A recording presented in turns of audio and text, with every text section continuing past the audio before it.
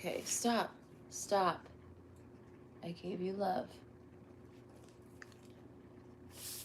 No, no, no, no. Back up.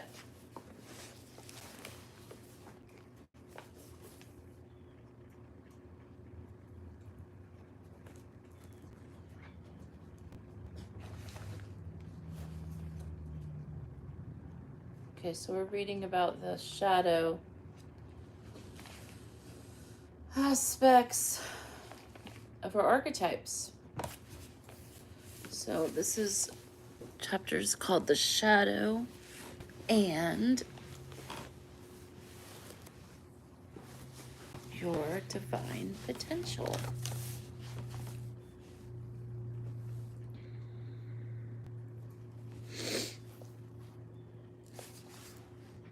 Jesus said to his disciples about his miraculous healing abilities, "All this you shall do, and more, if you have faith." The Buddha's enlightenment not only allowed him to view his past lives, going back eons, but to become omniscient as well. Yet he also told his followers that with diligence, they too could achieve enlightenment, and he urged them to be lamps unto yourselves. These enlightened beings saw our highest potential as virtually unlimited. They were not necessarily referring to learning how to walk on water or effect miraculous cures, however, but to the fact that we have become as trusting of the divine as they. The Buddha, for example, insisted that his followers discover who they would be if they called their spirits back from attaching to the illusions of the external world. And Jesus said, "Unto you it is given to know the mystery of the kingdom of God." Do you bring in a lamp to put it under a bushel or a bed? Instead, don't you put it on its stand? For whatever is hidden is meant to be disclosed, and for whatever is concealed is meant to be brought out into the open. Mark 4:11, 21 through 22. To engage in the journey that takes us from living outside of ourselves to processing the world inside of ourselves means bringing light to our shadow. Your shadow aspects are primarily rooted in fear patterns that have more control over your behavior than does your conscious mind.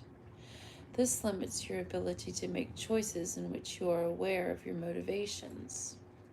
Your shadow self includes emotional and psychological patterns that come from repressed feelings that you do not wish to deal with consciously for fear of the consequences. For example, rather than face the fact that your partner is in some kind of trouble or your child is using drugs, you may repress these strong, accurate instincts, possibly with disastrous results. And you may become short-tempered, angry, and depressed without realizing why. Your shadow also contains the secret reasons why you would sabotage the opportunities that come your way. People often tell me they have a fear of success. When I ask them to explain where that fear came from, many draw a blank. They have no idea why they have that fear, they just do. Having an unknown force controlling so much of the creative expression of our lives is a shadow.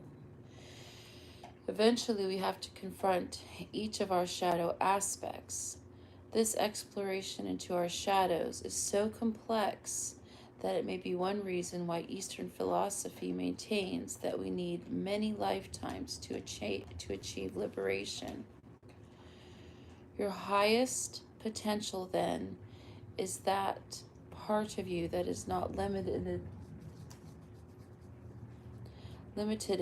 in its expression by fears of the physical world and the business of living. It is what you actualize when you are willing to confront your shadow, openly acknowledge the reality of its presence within you, and then take steps to deal with it. To rely on your inner resources and to follow your inner guidance before all else is to express your highest potential at all times. It shows you who you would be if you could live constantly within the knowledge that genuine power exists inside the self and never outside the self. Confronting your shadow requires that you strike out on your own. That isn't to say you can't receive help from friends, therapists, and wise counselors, but you have to make choices that exclude the collective needs of your family, tribe, or group and separate yourself from them. If you decide to follow an inner call and its unavoidable psychic ritual of separation, you have to withdraw your spirit from the magnetic field created by the collective power of your group's will so that you can organize your own energy, much as a mystic or a seer might withdraw to hear divine promptings, like Jesus going into the desert or Muhammad to the cave of Mount Hira. This process of birthing your own power requires that you put yourself first, even though this may appear to the outside world to be selfish. During your separation, you will have to face the most narcissistic aspects of your ego, such as shadow child, who's concerned only with its own well-being and will try to scare you back into the fold. Your shadow victim, meanwhile, revels in its victimhood and will entice you to feel sorry for yourself for ever leaving. The shadow prostitute will urge you to sell out your integrity and your vision of true independence at the first opportunity. And the shadow saboteur will play to your suspicions that you just aren't good enough to accomplish anything on your own. You will have to strengthen your soul identity until it is strong enough to eclipse all these fears. You are birthing your power of individual choice, increasing your potential for insight and for opportunities serving your highest potential. In dealing with the shadows, you ready yourself to accept full responsibility for the management of your spirit and the consequences of your choices.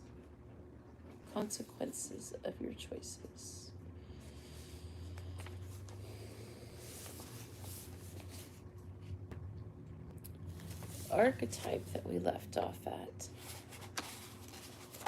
was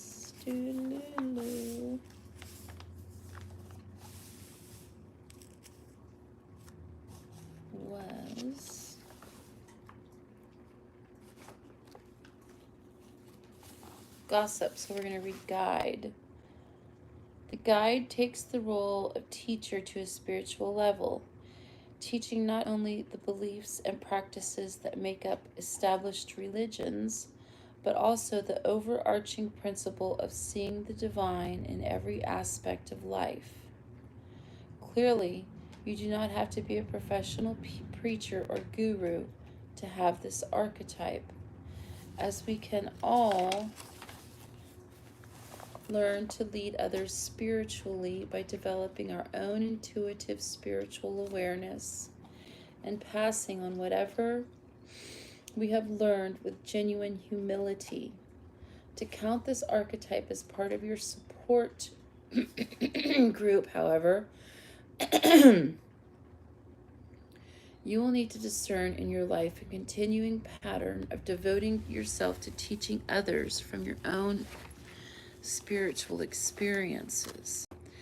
This presupposes that you have gained wisdom through some combination of self-disciplined practice and study and perhaps spontaneous spiritual experiences. Wisdom also comes with age, and so the crone or the wise woman represents the ripening of natural insight and the acceptance of what is, allowing one to pass that wisdom to others.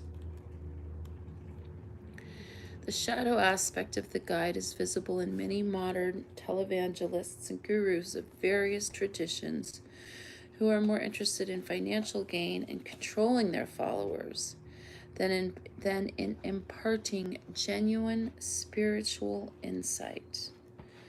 Films, Meeting with Remarkable Men, Robert Duvall and the Apostle, Religion and Myth Marpa, Buddhist master and guru of Milarepa, who guided him through arduous tasks to become the greatest yogi of Tibet.